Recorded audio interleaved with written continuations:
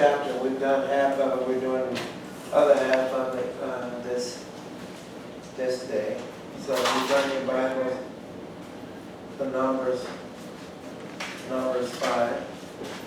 Any Bibles to Numbers 5, we'll go with that. Tim, let me ask for that big chair in the back. Get that big chair in the back for us. Sure thing. It's a minute, not gone. So he said Long Beach, Tim. Yeah, on the 10th floor. Okay. I spoke with him. He said he's going now. 10th floor. So I'll go to about 10th floor. I just asked him, his name is Holmes? Yes. That's what it is. Ernest Holmes? Yes. I took a couple of them. I thought it was gone. It starts. What's wrong with this gum? How Yeah, this this doesn't start these off. While he's getting that, your Bible says, in Numbers 5, and the Lord spoke to Moses, saying, command the children of Israel to put out of the camp every leper, everyone who is a discharge, and whoever becomes defiled by a corpse. You shall put out both male and female, you shall put them outside the camp, and they may not defile that camp in the midst of which I dwell. And the children of Israel did so, and put them outside the camp as the Lord spoke to Moses. So the children of Israel did. Then the Lord spoke to Moses, saying, speak to the children of Israel. When a man or woman commits any sin that man commits, an unfaithfulness against the Lord, and that person is guilty. So guys, and that's where, if you had document or if you had highlighted, that would be what you would highlight. That right there, 6 is what you would highlight, because you're going to go farther into this and you're going to see why it says highlighted. But 8 says, whose term is 8? 7, whose term is?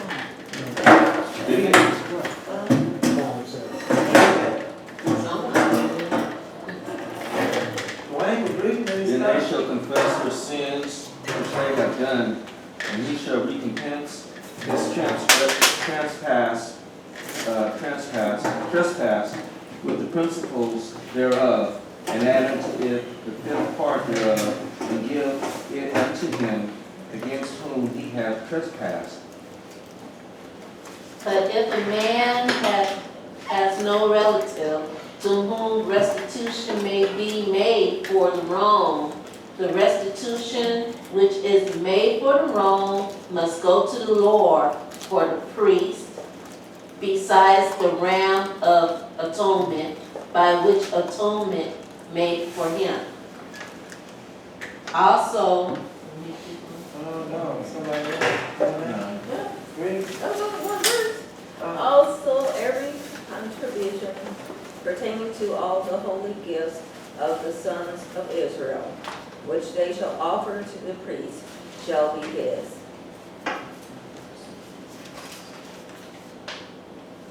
So every man's holy gifts shall be his. Whatever any man gives to the priest, it becomes his.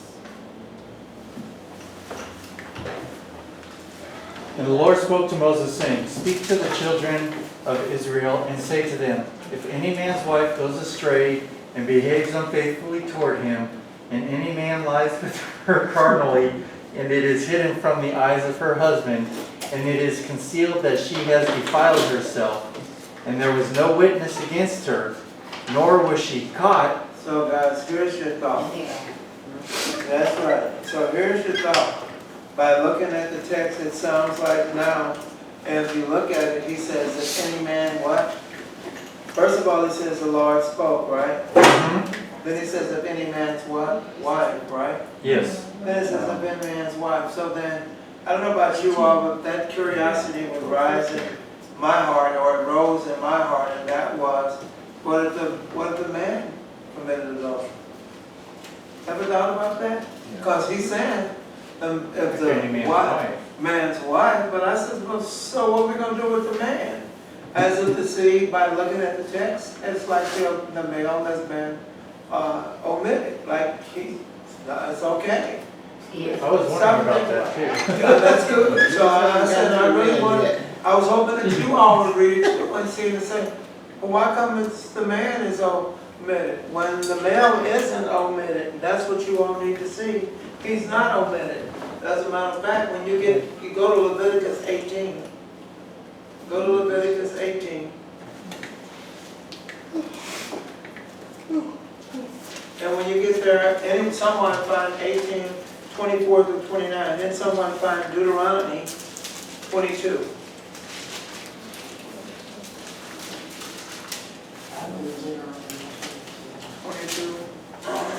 And then you're going to go from 22 to 24. 24 to 29. Huh? Yeah. 18 what? And Leviticus 18, 24, 25. And then, yeah, I said 29, I'm sorry. Then Deuteronomy 22. 24. 22 to 24. But in Leviticus it says what? Do not defile yourselves by any of these things, for by all these the nations which I am casting out before you have become defiled. For the land has become For the defiled. what? The land has become defiled, So watch, not only have the person become defiled, but the land. but he says now the land has become defiled. Come on. Therefore I have brought its punishment upon it, so the land has spewed out its inhabitants. But as for you, you are to keep my statutes and my judgments, and shall not do any of these abominations, neither the native nor the alien who sojourns among you. For the men of the land who have been before you have done all these abominations, and the land has become defiled. So that the land will not spew you out, you should spew you out, should you defile it, as it has spewed out the nation which has been before you. For whoever does any of these abominations, those persons who do so shall be cut off from among their people. See that? So, if there's adultery, how does that work? You got a land that's what? Defiled. You got a land that's defiled. And so how does God basically clear up a land? Cleans out. Yeah, but how? Destroys it. But how? People out. What'd you say? Get the people out. There you go. Because you keep saying like the land is going to get destroyed. The land is not destroyed. But what does God do? He removes that person or those people that have caused it. He says, get out. This is where, if you stop to think about it, I told you, by looking at the Old Testament, it is always in comparison to the New. And so here's another factor that we have stopped in the church. Here's another factor. Someone commits adultery. They've committed adultery, and what we say is they're wrong. I've even heard back in my days when I was growing up, they was wrong and they can't do anything for the church. Did you hear that? The brother can't serve in the church. Can't do anything. But you took his dollar.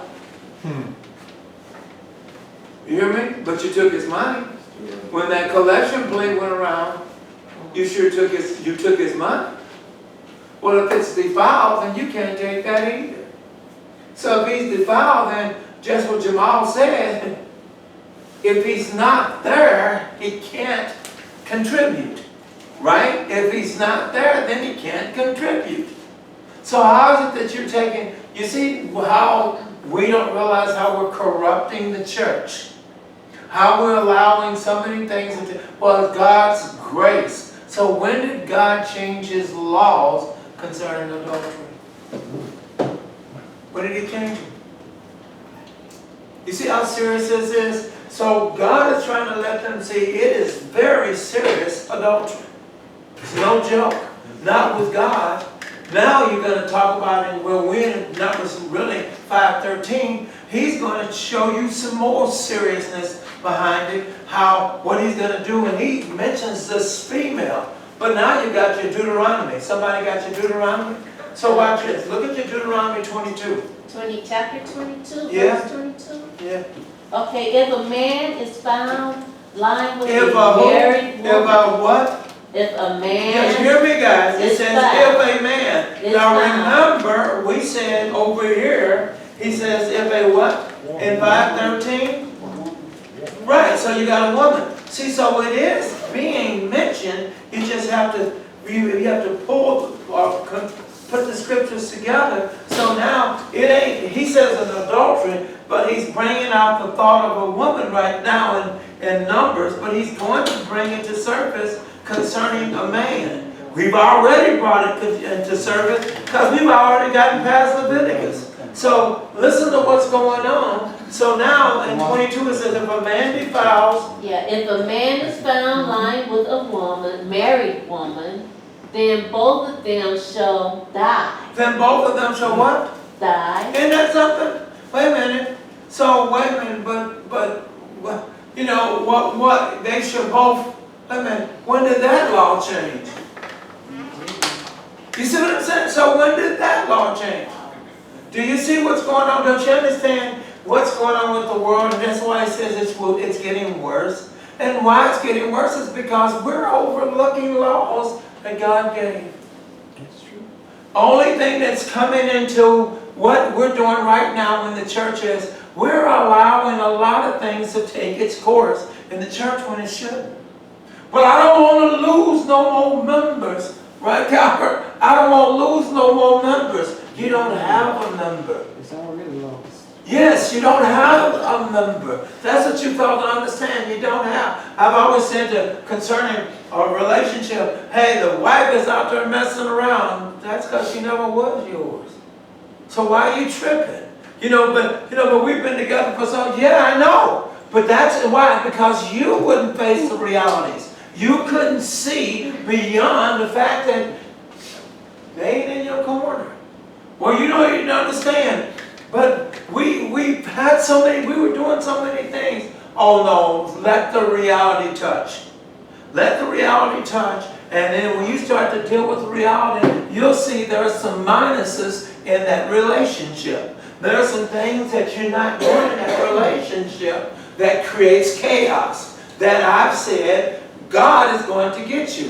What do you mean? Paul wasn't joking when he mentioned 1 Corinthians, the 7th chapter. When he wrote that down. When he wrote it, he wasn't joking about that. When he was bringing that, well, he was talking about every bit of a sexual relationship. It wasn't even no ifs, ands, or buts about it. He even said your body is no longer your body, it's hers. Her body is no longer her body, it's yours. He wasn't joking with that. He said, look, can't somebody want to cut corners and say, well, he's talking about something else? He said, well, I'm talking about a body. Now let's deal with it. I'm talking about a body. Jesus was not joking with it. When Matthew's the 19th chapter, when he opened up and brought it into existence to let them know that it was never so. What do you mean? It was no such thing as a divorce. It was never so. What do you mean? Marriages are designed, watch this, where there's required, there's work required. What do you mean? Because you've got two people coming out of two different houses. It is designed for work. You made, don't put that on God. You made the choice, this is who you wanted. Since this is who you wanted, then God says, then work it. And watch this, and if you can, watch this, and if you work together in unison, meaning you grow closer to me by reading my word, by working together, then you'll see what it means by being united. You'll see how this works. But if you don't, and you don't read God's, then you'll hunt for an exit, you'll hunt for an outlet because you want to get out of this relationship. Some say that's immaturity. God says, I'm sorry, it ain't even immaturity. What do you mean? You ain't out of the relationship. That's what God is saying. You ain't even out of the relationship. But it just didn't work. You're not out of the relationship. Because I told you there's only 3 ways out of this relationship approved by me. One of them is you got to be what? One of them is the person's got to be what? Dead. Dead. We can't get around that one. Dead. The other one is what? Abandonment. The other one is what? The other one is what? Adultery. That's what we're talking about, adultery. And then the other one is what? Don't give me abandonment. Don't you dare give me that. So what is the other one? The third one? Say it louder. That's it. Unfaithful. Which may include abandonment. But it's unfaithfulness. We think, I'm sorry. Well, okay, so unfaithful and adultery, that's, And then, right, but what's the difference between adultery And and unfaithfulness. well, watch this. Because unfaithfulness becomes a what? A broad term. So what do you mean by a broad term? Unfaithfulness can go into abandon. You abandon a relationship. I don't want to be bothered with this person. You know, you walked into a relationship, all of a sudden, I think I did this one year, Lenny, when I first got here. I says, the woman, she does what? She says, I know now what he likes, so guess what? You ain't going to get this until you do what I want you to do. So now she starts to use her body to get what she wants. Wrong. It will produce problems. It will produce abandonment. It will produce rejection. No one likes to be rejected. Come on, you know anybody that likes to be rejected? No one likes to be rejected. And so what does that do? In the rejection, the first rejection, you say, okay, I'm going to deal with it. Rejection produces frustration. Stop and think about it. It's what it produces. As it produces frustration, then what comes into frustration? That word that will kill you called stress. That word called stress will kill you. Why? Because you're saying, but I'm going to make this work. God wants me to make this work. And so now you've got a stress factor in a relationship that shouldn't have never been there. That's why Paul makes the statement in the Corinthian letter, the 7th chapter, your body ain't yours. Stop that. Your body is not yours. Don't you dare hinder that man from that. Watch this. Man, don't you dare hinder that woman from that. You can cause a problem with them. You can cause them to go out and do something they don't want to do. No, I didn't call. Yes, you did too. Hey, wait a minute. I did what you told me, Lord. I married this person, so now this is my wife. So now I have a relationship, and she's talking about once a month. I was saying she shuts down. What in the world is going on? So what? So watch this. The world today is wicked. What do you mean by wicked? It is very loose, the world. The world is very loose. You say no, and Susie's over here saying, yes, I will. You hear me? Somebody else is saying, I ain't got a problem with it. I sure enough want you. So now you created a problem for that individual, where that individual is now trying to fight his rejection or fight her rejection. And she doesn't mean any harm, and he doesn't mean any harm, but when they go home, there's no loving at home. That's what it comes down to. It produces, that's what I meant by unfaithfulness, because it's a very wide, what do you say? It's a covenant relationship. Yes, that's what it does, and you interfere with that covenant. But you said, watch this, you said you wanted to do this. God says no problem. Watch this, the marriage is to grow. It is to grow into love, not grow into lust. It is to grow into love. What do you mean? To the point that having intercourse, that's not on the agenda. You don't even have to worry about that. That's a given. So what would be the stress factor? Other things would be the stress factor. Not that. That wouldn't be the stress factor, because that is supposed to be taken care of. So all the other little things, that man, and here lately that woman too, have enough things, because you're having to go out into the world. You're having to work in a world where it is very worldly. So you're working in an environment that you don't realize that it is a mess out there to hear, to see, and they don't have a problem with me be sleeping with Susie. They don't have a problem with me sleeping with Joey. Girl, just don't get caught. If he don't know, you okay. If she don't know, you okay. So the world says it's a-okay. These are all your unfaithfulness that I'm speaking of that take its course that destroys a marriage. And then I've heard so many people, that's why I say when people come to me talking about they want to marry again, I have to bring to their attention. You need to understand, were you a part of tearing that marriage up? Well, I don't know what you're talking about, Brother Thompson. Let me say this. Did you deprive? What do you mean? 99.9 marriages came together because you physically saw one another. You physically saw one another. Don't you give me that. Well, we just spiritually fell in love with one another. Stop that mess. You physically saw one another, and you said, I want her. She said, I want him. Physically. So since it was physically, then that's the way it was supposed to remain. But all of a sudden, you got relaxed in your marriage. You stopped working on your marriage. And you allowed, what's your famous words?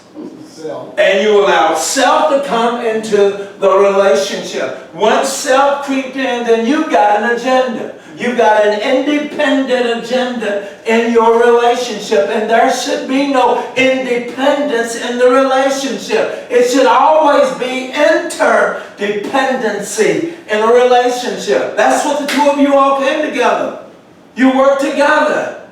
It is not an independent relationship. It is an interdependent relationship. Yes, that's what I mean by unfaithful. And the symmetry is it should emulate the relationship we have with God. In a sense Yes! Both Yes. parties are faithful. Yes. Both parties, well, not that God depends on us to do the work, but we have this relationship with God. We Yes. should have this faithful relationship with our spouses. Right, because after all, your marriage, whether you know it or not, marriage itself came from who? Yeah. From God. So I mean, I don't care how you want to get around. I want to get married out in the park. I want to get married under the water. You didn't see this foolishness. You know what I'm saying? You didn't see this foolishness. I don't care how you want to get married. The point is, it was instituted by God. That's the key here. So since it was instituted by God, it's amazing how we love this, and yes, we love God. I may not ever walk into a church, but we love what God has done here. Here's some rules, some laws that God has given. It's amazing. He's talking about unfaithfulness, right, in 13, right? 5:13. What was he talking about prior in the 5th chapters of Numbers? What was he talking about prior? Man or woman sins. Yeah, but transgress. But he was talking about something. He even told you in 5:1. He said what? The Lord said, then he told you something. Israel to put to camp the To do what? Yeah, it says put out of the camp every leper. Put out of the camp. So what was it? He was saying put out of the camp every disease that there is. Everybody that's defiled. That's what he was saying. Put out of the camp everybody that was defiled. Why? Because in the camp, wait a minute, did he change his thought? Now all of a sudden he's talking about if a woman is caught with adultery. So then he said this is a part of the defilement. He's detailing. Yes. Yeah. He's opening it up now to get you to see. This is a part of your defilement. And they're messing around with somebody else's husband. And they're messing around, watch this, and you ain't got no business doing this, but you in there doing this, and then you pretending like ain't nothing happened. You're lying through your teeth. Yeah, baby. I remember they had a show on television called Cheaters or whatever it was. Remember that? Yeah. Remember? Yes. Stop and think about it. And they were forever getting caught. People forever getting caught. Then I've got a situation that I'm dealing with right now. Somebody was cheating on somebody and actually left the person with a disease. You see what I'm saying? But what's causing this? Because you know what, I was hoping nobody would know, but now you have passed a disease on to somebody because you call yourself thinking you done outsmarted everything, so it's okay. You see how, so watch this. You've got to be put out of the camp. Watch now, Jesus, watch how God, when we open this up, watch how God, you don't have to get kicked out of the camp yet. Something's going to happen. God is going to allow something to happen because remember, this is a lying woman. This is somebody lying and trying to hide something. Or this is a husband that is paranoid. One or the other. Something that has led to this decision. Pull your papers. I've got, there was the law controlling the suspicion and jealousy of sexual unfaithfulness. Sexual unfaithfulness is a destructive sin. You hear me? Yes. Very destructive. It cuts deep. Ripping and tearing at the heart of the spouse, whoever that is. Sexual unfaithfulness damages lives and families, sometimes destroying them. What is the fabric of the world? Isn't it families? Stop and think about it. Families are the foundation of society itself. Therefore, sexual unfaithfulness erodes the very foundation of society. As goes the family, so goes what? Society. Now you're wondering what's going on with society. Now you're wondering what's happening. Why? Watch this. Let me help you. In Genesis, the 3rd chapter, when the punishment was given in 3:16 to that female, remember the punishment given to that woman, 3:16, Genesis 3:16. Remember the punishment given in Genesis 3:16? Childbirth, and he'll rule over you. What? Childbirth, he'll increase her pain in childbirth, and your Well, I want you to husband- see it. I want you to see it. I told you I ain't entitled to that. You just say it. I want you to read it. Right. So 3:16 says what? To the woman he said, To the woman. I will greatly multiply your pain. Watch in this. I childbirth. will greatly multiply. Your pain in childbirth. Come on. In pain you will bring forth children, yet your desire will be for your husband. Come on. Yet And you're he going to will always rule usurp over your you. husband. But no, keep going. I want you to see a little bit And he more. will rule over you. Come on. Then to Adam he said, because you have listened to the voice of your wife and have eaten from the tree about which I commanded you, saying you shall not eat from it, cursed is the ground because of you. In toil you will eat of it all the days of your life. So then what's the punishment? Stop and think about it. They're both two punishments. One was somebody was going to work for the rest of their lives. The other one was going to have a cease. The pain was going to stop after she produces the child. The pain was going to stop, but she was now to do what? Nourish that child. She's to make sure that child is, her emotional side, which God puts in her, she is now worried every 2 seconds about that child. God put that in her. So wait a minute. So why is she working a 9 to 5? Drop that on you again. So why is she working a 9 to 5?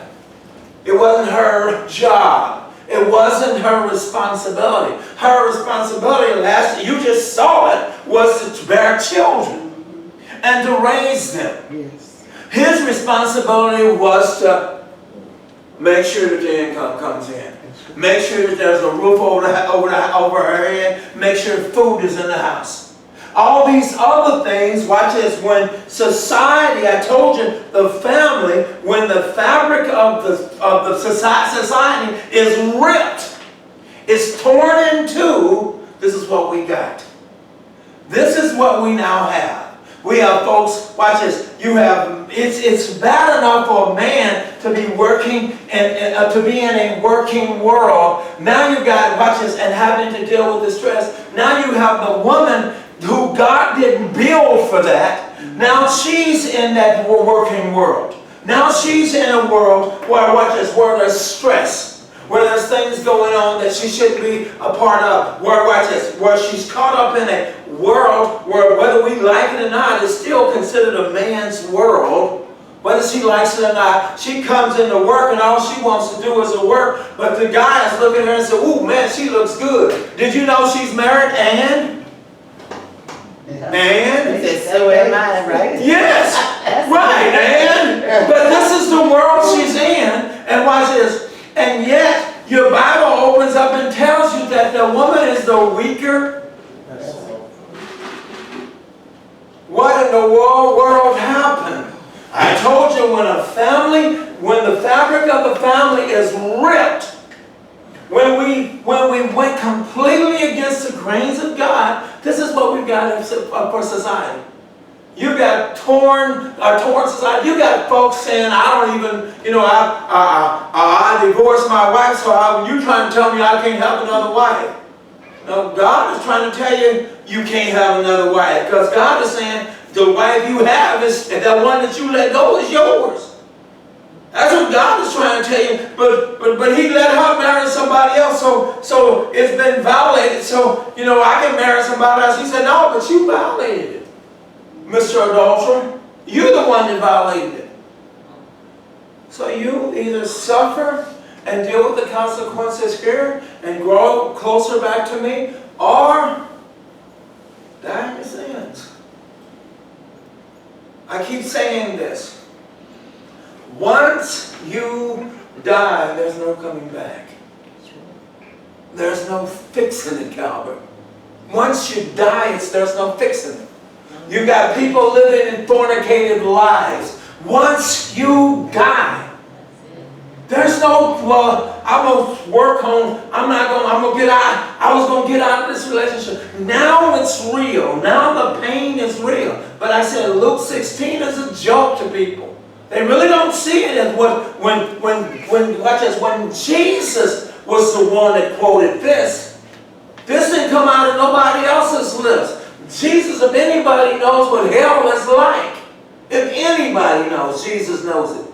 By the way, I'm talking about your rich man and Lazarus. That's what I'm talking about. Jesus is the one that opened that up. Yes. It's equally the same when you make choices and decisions. Oftentimes, they're not reversible. Yes. See? And a lot of times, we don't pay attention. We make these decisions, Come on. not fully understanding that these decisions, they're not reversible. So, oops, ain't no oops. Ain't no oops. Irrevocable, huh? Yeah. Well, like you said, I remember when you said it out to the gentleman. I'm sorry, it's irreversible. It's irreversible. What you've done is irreversible. You move on now, bro. It's done. A lot of times we do stuff and don't realize what we've done, and then all of a sudden now we want to turn it around. Sometimes you're going to run into a case that's irreversible.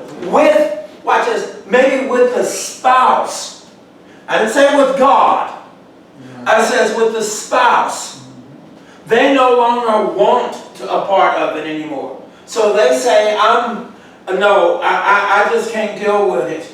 You've touched somebody else. It's over my head. Yeah, but you got to forgive. But I can forgive you. But you got to forget. And I can forget about you. How can you forget about it? How can you forget about it? Because it's very simple. Now I move on into another relationship. And it is approved by God. He said forget about you. Well, that's really what you have to do. To forget about what they've done is one thing, to get them completely out of your mind so that you can appreciate your new relationship. You can't appreciate a new relationship if you still got this wondering in your head, because the minute the new relationship has to work late, that's what my husband did. You see what I'm saying? So you have to get rid of it. So you have to forgive that person. Yes. In order to move on. So you can move on. Because a lot of what we think is so hard, really isn't, it's okay. God said, just move on. I've got to wait for you. So now I've got you where I walked you into this. So now you see Deuteronomy 22 really opens the door. He may be talking about the female here, but death is for anybody. Adultery is a no-no. And believe me, I hear it today, and I've heard it from some of my own peers. Well, if the covenant is broken, then where's the covenant? And you have put this in your mind to believe because the covenant is broken, you can't remove the fact adultery does break the covenant. So you can't remove that fact. That's there. But where's the covenant that's broken with God? So you did break the covenant with a human being. But where's the covenant and when is it ripped apart with God? That's what you miss. And a lot of times what we're doing is we're settling in. I hear it in the churches more. Believe me, I hear it in the churches now.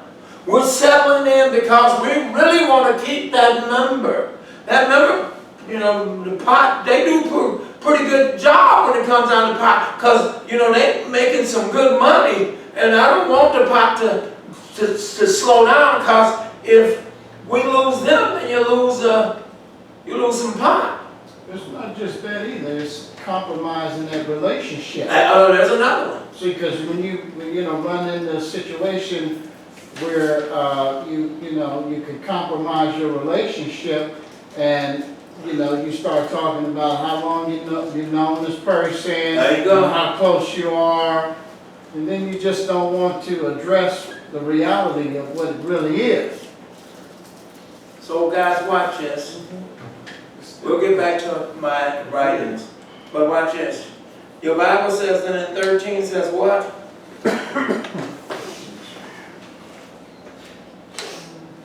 And a man lies with her quarrelly, and is hidden from the eyes of her husband, and it is concealed that she has defiled herself, and there was no witness against her, nor was she caught. See that? And nor was she caught. She was never caught in the act. We say you have to do what? Before you declare something, you have to do what? They have to be caught in the act, right? Before you do it. Well, watch this. What is God doing here? Look what God is finna do. God is finna make that little secret that you thought you got away with. I see it today. Believe me, I see it today. I've said it so many times. Nothing happens to the person, so they go on about their business, and if they didn't get caught, they say, whoo, whoo, for a minute or two, I thought they had me. I thought it was going to get exposed that I was doing something. And thank you, Jesus, you didn't expose this. Thank you, Jesus. It is through God's grace. Come on, y'all know what I'm saying. It is through God's grace, God's mercy that I didn't get caught. Whoa! So I know now to be careful with what I do, or watch this, or I know now to don't do it anymore. Let me stop it and don't do it anymore. Let me see. God says you have to do it 2 times before you be called an adulteress. Did you hear me? How many times do you have to do it before you're called an adulteress? Isn't that something? 1 time. 1 time. So here's a situation. This woman has fixed it where she believes. No, I don't know about that. No, so she's fixed it where, and the door is open. Oh, that was you. Keep bumping. Oh, you not. That's And so watch this. And so she's fixed it in her mind. In her mind, remember I told you these are millions of people. But in her mind, she has said, you know what, I got by with this. Or like I said, the opposite of this can be a case of paranoia. I want you to see something as we travel. Now watch this. I said what, 13, 14 says what?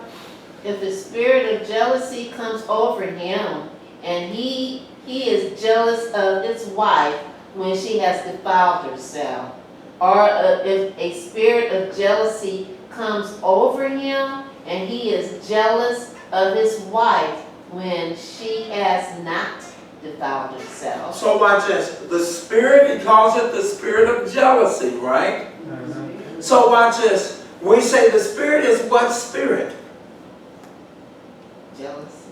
You mean this, when you say, what, say that? Yeah, because he said the spirit of jealousy. What do you mean the spirit of jealousy? Yeah. Because when we think that jealousy, anytime we associate jealousy, we always think on the negative side, don't we? Right. Oh, yeah, see, you're just too jealous. Oh, I'm sorry. I've said when I was in the banking world, you've heard of something called gut feelings? And watch this. We're in the banking world, and this is what I would tell my employees. If you feel it, push the button. Huh? If you feel it, you press the button. Why? Because the most we can do is we've got pictures. And it turned out it wasn't anything. But if your gut feelings are telling you something, you better respond to them.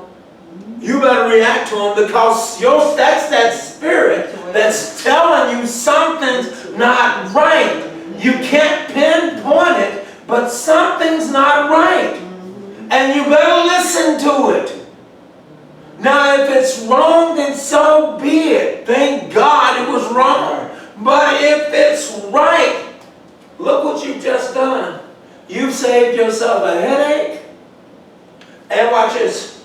And you have now brought something to light that you can now use in your life. Because you follow your gut feelings. Now, the question is your gut feeling built around something you did? Then that's you right. Then you got a problem. Right, what you call it guilt. But is your gut feelings built around because you know that's what you do?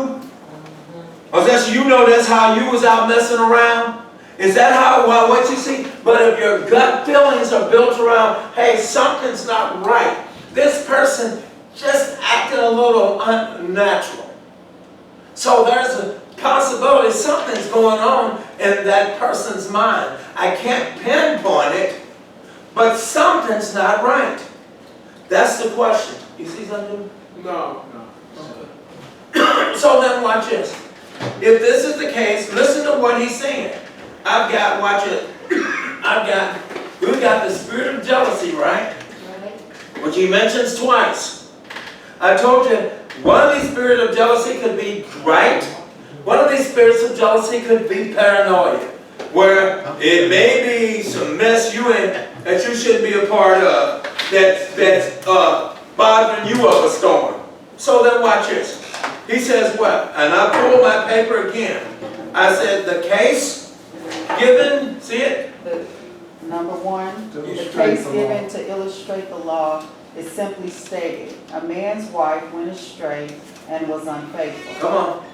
A, the immorality and impurity were undetected. Couldn't spot it. There was no She ain't had no disease. She didn't have no disease when he laid down with her. There So was nothing no was there. witness. Come on. And the husband was not sure about his wife, whether Okay. she had been faithful or unfaithful. Come on. B, but the husband was suspicious. Strife, accusations, and threats occurred. A broken relationship became a live possibility. What was to be done? C, the law was to be followed even if the wife knew that she was not guilty or defiled. She was still to obey the law in order to solve the problem, alleviating the suspicion and jealousy of her husband. So watch this. I've said it over and over. You've got a situation, you're in a marriage, you think something's not right, you sense something. What is the best way to resolve it? Communicate. Communicate. Talk about it. Open doors. You accused. Talk about it. Bring it to surface. That's the best. Watch this. That either comforts you or it exposes. One or the other. Your communication is designed in a marriage, but in order not to open up things so that it, watch this, it reassures the relationship. It's part of that working together. That's exactly what it does. That's what it takes, work. Yes, it requires work. Even then when you don't want to talk about it. It watches. It is time to bring it to surface, to talk about it, to reassure the person. But baby, no. All that foolishness running through your head, no. I wouldn't dare do nothing like that. You reassure that person. Bring it, but watch this. But silence is, or somebody says it's golden. What fool said that? Because silence isn't golden. Silence is hiding something. And adulterous probably created that. Yes, right, okay, Lynn. But think about it. That's what silence does. Silence doesn't resolve anything. Communication. Anybody that took any kind of psychology, no, silence is not, no. And I it think leaves you your get mind sick. idle, it leaves the mind to just get Wonder. again. Yes. The devil. It's the devil's workshop. And now And it works on your body, it makes you sick. there you go. Because you feel Frustrated, can't sleep. What in the world is going on? These things are there. So look what he's talking about. Now watch this. Let's move on. He says what? 15, he says what? The man shall then bring his wife to the priest, and shall bring as an offering for her 1/10 of an ephah of barley meal. He shall not pour oil on it, nor put frankincense on it, for it is a grain offering of jealousy, a grain offering of memorial, a reminder of iniquity. So what is he bringing? Or what is he bringing? He's bringing up, 1/10 of an ephah? Just grain. Oh. See that? All he's bringing is grain. What do you mean? All he's bringing is some flour. Oh, it's flour. I was like, what's That's all he's bringing. You don't need to mix the oil. Don't put the oil, don't do nothing. Just bring it. And it's amazing. Who are you bringing it to? The priest. Who are you bringing it to? Bring it to God. What do you say? Bring it to God. God's man. You're bringing it to God's man. Why is that so important, guys? That as we study this, why is that so important? Because God wants him to understand that man is responsible. I put him in authority. Bring it to him. You can't bring it to me, meaning to God. You bring it to that man. Watch this. That man, based upon the instructions he's received from God, he is going to, what did you say? He knows what to do. You got it. He's going to follow those instructions. He's going to detect the problem. He's going to detect a problem. I can't say it enough. You were around. Gacia had a situation. You were around when that young lady and that guy came. And she said, I can't find it, but I brought her here for you. Gacia made this statement. She said, I brought her here for you because I don't know. I'm trying to see if you can figure this out. Well, I didn't figure it out, but the God that was in me helped me to see what was going on with this situation. It got exposed. Remember that, Dwayne? Because I asked for a card, didn't I? And that's how it got exposed. Wait a minute, what's going on? Then that's when I turn around without creating a problem with them. I said, I spoke to you. I spoke to, was it Jason? I said, then I turn around and says, let me speak to Gacia. And she says, I knew you would figure this out. I says, none of it is legit. But wait a minute. What's going on? What's causing this? Well, but there was the priest back then. And God don't work. He only worked with the priest back then who put on those robes and stuff. God is the God of Yesterday. today, Forevermore. He always uses mankind. He uses that which he has anointed, not you, that which he has anointed. He always uses him. to do His work. He always uses it. And we got problems with it because folks don't like it because you're either too hard, or wait a minute, you're too straightforward, you're too candid about it. So I don't care. Well, you know, I made the statement Sunday. You call it guilt when it's really, for a saint, conviction. It is not guilt, it is conviction. Your spirit is trying to tell you you're not doing right. So quit talking about stuff. That bothers me when I hear a Christian say, well, I feel guilty. You shouldn't feel guilty. You shouldn't feel guilty. Christ died on that cross for your guilt. You should feel convicted. God is doing everything He can to save you, to get you to understand. Stop talking about you feel guilty and start talking about you feel convicted. God, you're trying to tell me something. Even in my own situations of life, when things ain't running smooth, and they ain't been running smooth for a couple of weeks now. But watch this. But I say, you're talking to me. You're telling me something. Yeah. I just need to get out of the way and watch it because you mean it for good. I'm looking at it with bad eyes. But you mean it for good. So let me get out of your way. You'll reveal to me the good that you're trying to show me. You're trying to keep me out of harm's way is what you're trying to do. You're trying to show me something, and if I just will stop, I'll see it. I'm steadily getting that message and realizing more and more. Talk to me, Lord.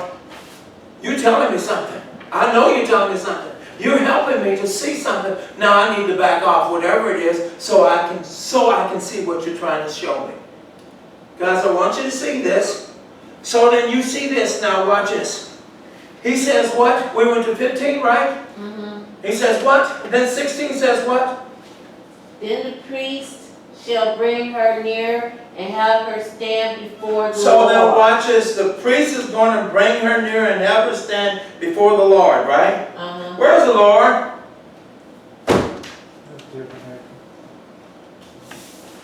So we just read. Where's the Lord? He says the priest is going to bring her and have her stand before the Lord. The holiest of holies. No, well, stop. If you haven't studied it, don't keep trying to conjure up stuff. Because you'll come up with your own little thinking. Yeah, you come up with your own little thinking. Where is the Lord? He says He's with the who? With the priest. He's with the priest. That's what the text is saying. He's with the priest. That's why you're coming there, because guess what? The priest is bringing you, but I don't see the Lord. He says, I know you don't, but I'm going to show you His presence is here. What are they talking about? How often do we walk into that auditorium and think little of it? Wow, that's Stop and think about it. How often do you walk into that auditorium and think little of it? You come like you feel like, you dress like you want. Do you understand the presence of God is there? What are you talking about? The presence of God is there.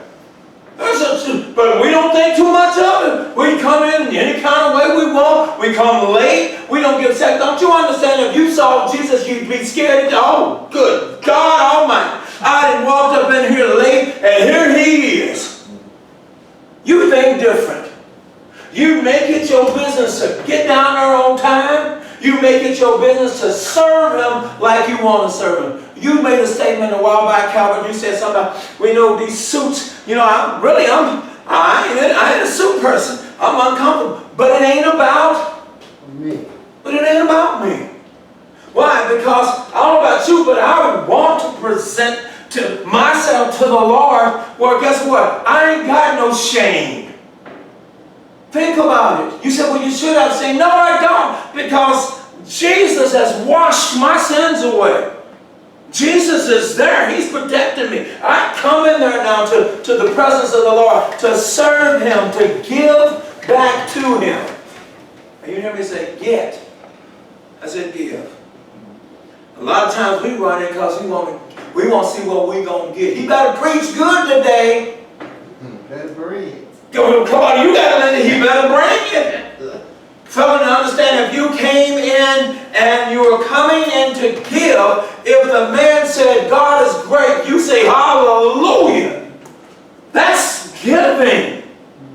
Because I appreciate, you're right, God is good. Stop and think about it. These are some of the things that have abandoned the church. I told you, and as they get farther and farther, these are some of the things that has to stop. Because they didn't stop with here. As a matter of fact, they didn't do it. Something, I don't know, I think something happened. Because watch this. Watch what the priest is to do. 17 is to do what?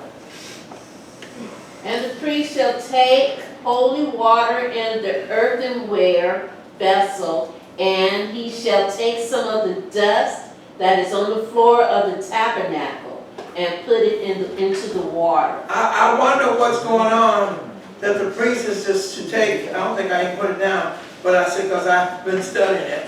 I may have, but I don't think I did. I didn't. So watch this. He's to take what? Guys, is this where we get our holy water from?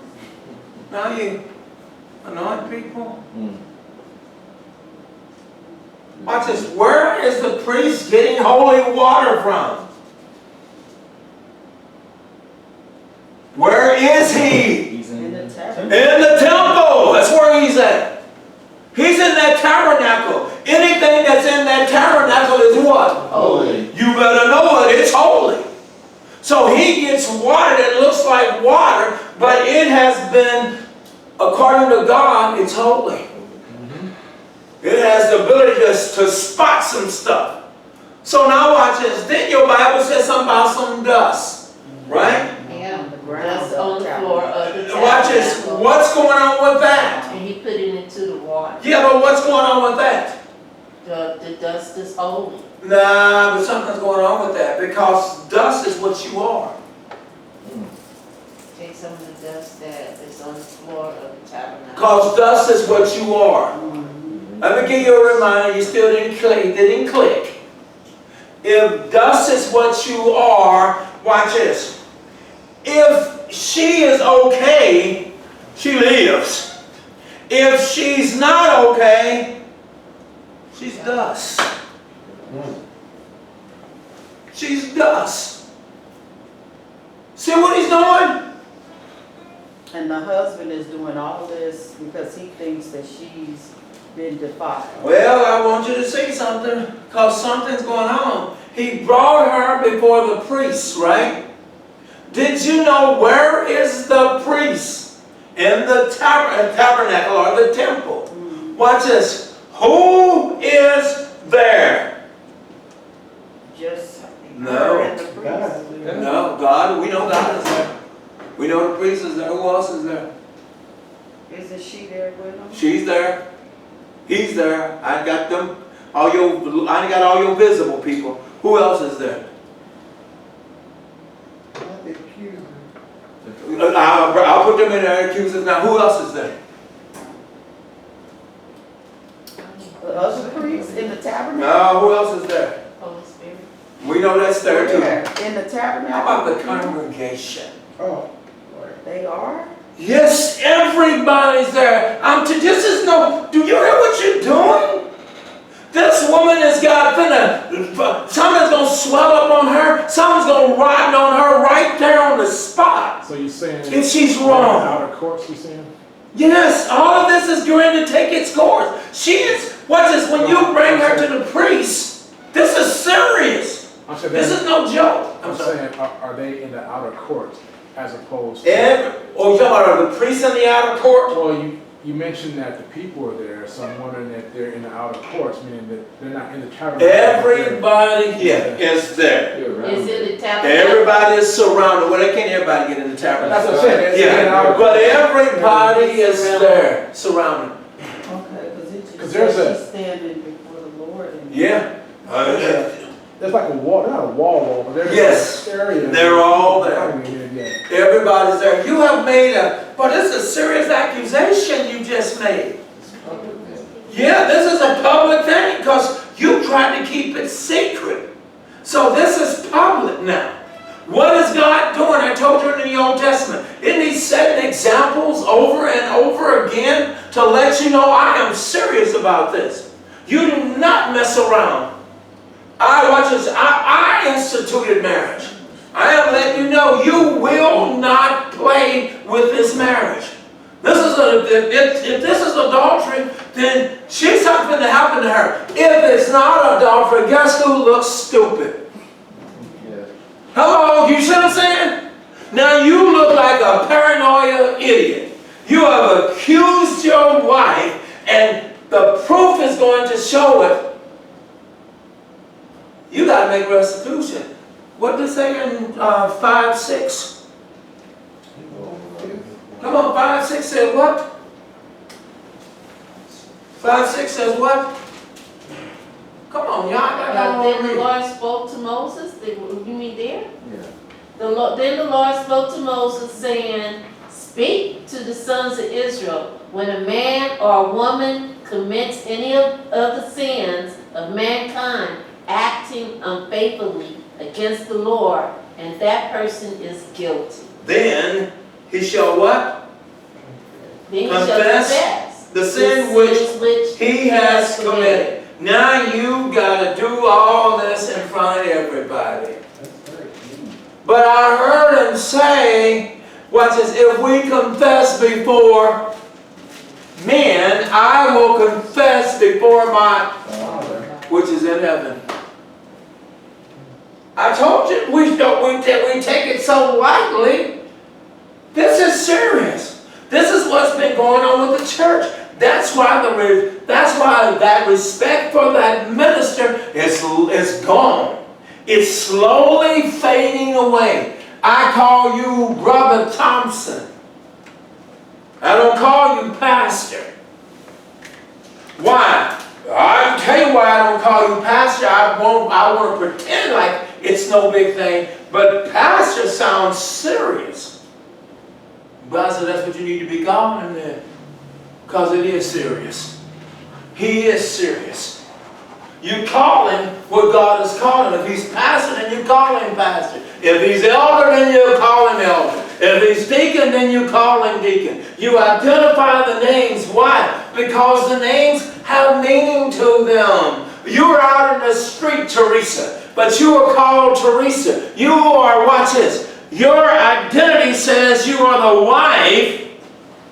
Your identity, that thing you got on your hand, says you're the wife of someone. So watch this. When someone goes up to you, you say, I'm Mrs. Thompson. I sure do. But you hear what I'm saying? You see what I'm talking about? All of a sudden, you're not to, wait a minute, what are you doing? You identify. God wants you to, maybe that'll take you out of your foolish thinking. Somebody says, you're a people person. Maybe that may be my problem. Because people person, so you feel you just talk to me any kind of way. I just go and talk to them any kind of way. Well, maybe if you got to address him as pastor, I have to look at him in different eyes now. Wait a minute, that's God's man. Maybe I have to announce him. I don't need to call him Brother Thompson. I need to call him pastor. Maybe it'll help me to receive him better so that I understand his work is serious. Just like these priests, their work was serious. It's amazing I don't hear Aaron, I don't hear what's his name? Eleazar. It's amazing I don't hear Iphathar. It's amazing I don't hear those names. I hear priests. Isn't that something? It's amazing I hear priests. But we know who the priests are. Isn't that amazing? Look where he's coming from. So you got everybody because you have accused your wife of adultery. So everybody's coming in. You just said the penalty for what? For adultery was what? Yeah. Lord have mercy. You don't think that's serious? Okay, you don't think the crowd will be there to see somebody go down? We are down for negative stuff. Your news today didn't have nothing good on it. Am I right, Jim? Didn't have nothing good on it. Boy, we all got our attention. But when it's something good, I'll turn it off, baby. It ain't talking about the cat, somebody took the cat out of the tree. You see what I'm saying? Stop and think about it. So then watch this. He says what? Let's get it back into your text. I'm sorry, back into, pull your paper because I flew past it. I've got what? Note, see it? Note how this law gave strong protection to the women among God's people. The husband could not strike out against his wife. You see what this, why it was always on the woman. Did you see this was to protect her? Because he could come up with something in a minute. You know, yeah, she's been messing around. This is to protect her. This would be his way of saying, I'm going to get out of this and I'm going to find me a new wife. Well, you got to bring him before the priest when you make this accusation. You look stupid. And by the way, Deuteronomy 24 has not come up yet. So ain't no bill of divorce being passed yet. Hear me? That ain't came into cohesion yet. So then watch this. The husband cannot strike out against His wife, abusing or committing some act of violence against her. This law was of critical importance in the ancient world, for women were counted as nothing more than chattel property. Among pagans, women existed for the pleasure of men, for the rearing of families, and for little else. But this was not to be among God's people. They were to be a people of the law, controlled not by emotional outrages, but by rationality and the rule of law. Go ahead. The couple was to seek the counsel and help of the priest, a symbol of the minister. Note that the couple was to take an offering to the Lord as well. The offering was to be 2 quarts of barley flour. That's what I was showing you, Teresa. But neither That grain is oil, barley. I mean, it's flour. but neither oil nor incense was to be mixed with it. Don't you dare. This was usually done when making a grain offering of thanksgiving. So watch this. You can't mix it. Why come you can't mix it? Purity. Yeah, but why you can't mix it? The priest picked up some water. The priest picked up some dust. Why you can't mix your oil? You got a Frankenstein at home, so why you can't mix it? Because it's holy and it's, You got it. You'll be, Because you're contaminated. yeah. So you don't mix it. The priest mixes it with, he's in that tabernacle. The ground, everything that he's around is holy. Everything he's around is holy. That's why I keep saying to us, one day this is going to click. When we go into that sanctuary, it's holy. It's holy. God is in the presence of there. I don't care, you men that want to get up and preach, and you want to preach because of your egos, or you want to preach because you got something to say, you better think twice before you run up there and talk about preaching. You better have your act together. You better have a lesson studied. Oops, I didn't study, but they ain't going to know, so I'm going to come on in here and sit down. Hello, you better have a lesson prepared. You better understand you're fooling the mess out of the people, but you have not fooled God. God is highly disappointed. You got up and, because you didn't study, you're going to say something that's incorrect. Now you want to correct it. It's out. Once the words go out, it's out. And they can't be reeled back in. That's why it's so important for that priest to understand. When he speaks, he sends out instructions from God. Not from him, from God. You better give the right instructions. And not just be out there running off at the mouth because you thought this is what you want to do. Go on, Tiffany. This was usually done when making a grain offering of thanksgiving, but this was an investigative offering to discern guilt, not a thanksgiving offering. The oil and incense were a symbol of being anointed or blessed by God, of prayers being lifted up to God as a sweet aroma that pleased him. However, in this case, God was not pleased. The issue was the possibility of sexual unfaithfulness, of suspicion and jealousy.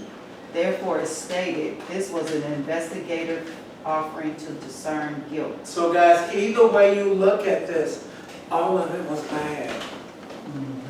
Either way you look at it. I've accused my wife of an adultery behind the spirit of jealousy. That's bad. Either way you look at it, well, she did do it, it's still bad. Either way you look at it, all of it was bad that you're finna bring to God. So you better bring your offering. You better bring your offering. And it's amazing, with this grain offering, anybody can have it. It's not an offering where rich folks offer. It's something where the poorest of poor would have some flour. So you go in, you've accused your wife by something that you think is suspicious.